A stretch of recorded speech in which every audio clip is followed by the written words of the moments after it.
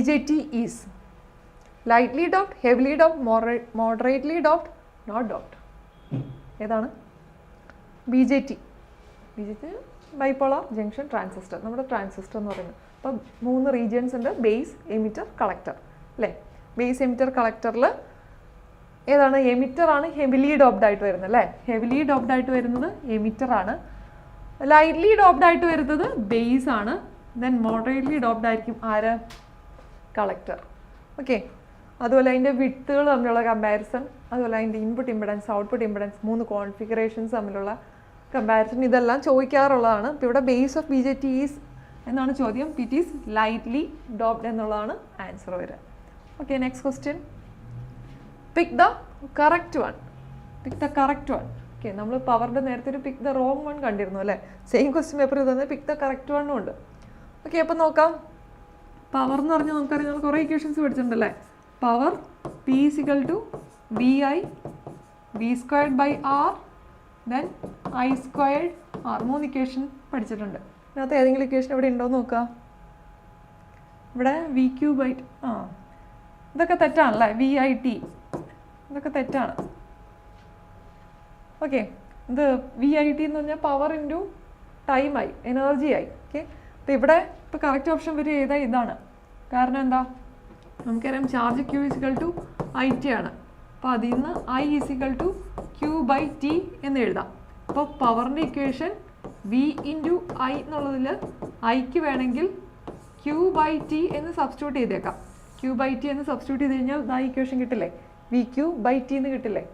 Okay, അപ്പോൾ this is the correct one. Okay, the next question. 1 metric HP = dash watts. ഒരു metric HP എന്ന് പറയുന്നത് എത്ര watts ആണ്? ഏതാണ്? 746, 756, 735.5, 756.5. ഇവിടെ ശ്രദ്ധിക്കുക, മെട്രിക് HP ആണ് ചോദിച്ചിരിക്കുന്നത് കേട്ടോ. ഇത് ഇലക്ട്രിക്കൽ എക്സാം ആണ്. ഇലക്ട്രിക്കൽ എക്സാമിൽ മെട്രിക് HP ചോദിക്കുമ്പോൾ ശ്രദ്ധിച്ചെഴുതുക. മെട്രിക് HP നമ്മൾ യൂസ് ചെയ്യാറില്ല. ഇത് ഇലക്ട്രിക്കൽ കൺവേർഷൻസിന് അധികം യൂസ് വരില്ല. മെട്രിക് HP എന്ന് പറയുന്നത് 735.5 ആണ്. നമ്മൾ യൂസ് ചെയ്യാറുള്ളത് ഏതാ? 746 ആണ്. 746 എന്ന് പറയുന്നത് ഇലക്ട്രിക്കൽ കൺവേർഷനിൽ, ഓക്കെ, HP കൺവേർഷനിൽ, അതായത് 1 HP മോട്ടർ എന്ന് പറഞ്ഞാൽ അത് 746 വാട്ട്സ് ഔട്ട്പുട്ടുള്ള മോട്ടറാണ്. അവിടെ നമ്മൾ ഇലക്ട്രിക് കൺവേർഷനിൽ യൂസ് ചെയ്യുന്നത് 746 ആണ്. ഓക്കെ, 2 യൂണിറ്റും മനസ്സിലാക്കി വയ്ക്കുക. The next one.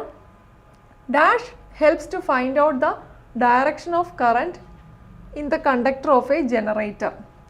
ഓക്കെ, ഒരു ജനറേറ്ററിൽ ഇൻഡ്യൂസ്ഡ് കറൻറ്റിൻ്റെ ഡയറക്ഷൻ കണ്ടുപിടിക്കാനുള്ള റൂൾ ഏതാണ്? ഏത് റൂളാ? കോക്സ് rule, right hand thumb rule, Fleming's left hand rule, Fleming's right hand rule. ഏതാണ്? ഫ്ലെമിങ്സ് റൈറ്റ് ഹാൻഡ് റൂൾ ആണല്ലേ. ഒരു ജനറേറ്ററിൽ ഫ്ലെമിങ്സ് റൈറ്റ് ഹാൻഡ് റൂൾ ഉപയോഗിച്ച് നമുക്ക് ഇൻഡ്യൂസ്ഡ് EMFൻ്റെ ഡയറക്ഷൻ കണ്ടുപിടിക്കാൻ പറ്റും. ഓക്കെ, ഫ്ലെമിങ്സ് റൈറ്റ് ഹാൻഡ് റൂളും ലെഫ്റ്റ് ഹാൻഡ് റൂളും ഉണ്ട്. ഓക്കെ, ലെഫ്റ്റ് ഹാൻഡ് റൂൾ എന്ന് പറയുന്നത് ഇതിനാ മോട്ടറിനും റൈറ്റ് ഹാൻഡ് റൂള് ജനറേറ്ററിനുമാണ് യൂസ് ചെയ്യുന്നത്. ഓക്കെ, അത് തിരിഞ്ഞു പോകരുത് കേട്ടോ. എന്തെങ്കിലും ഒരു കോഡ് വെച്ചിട്ടോ അല്ലെങ്കിൽ എന്തെങ്കിലും ഒരു ട്രിക്ക് വെച്ചിട്ടോ അത് ഓർത്തിരിക്കുക. സ്ഥിരം ചോദിക്കാറുണ്ട്. Okay, then next question. When 2 resistors are connected in series, total resistance is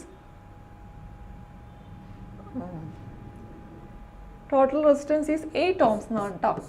8 ohms, and when connected in parallel, equivalent resistance is 2 ohm. Value of each resistance R. Okay, 2 resistance, ഇത് calculation ഒന്നും ഇല്ലാതെ തന്നെ simple logic കണ്ടുപിടിക്കാവുന്നതാണ്.